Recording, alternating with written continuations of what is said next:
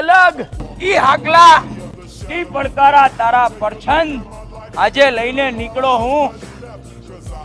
હાથી સરખમ વાત તો સહી એ કાકા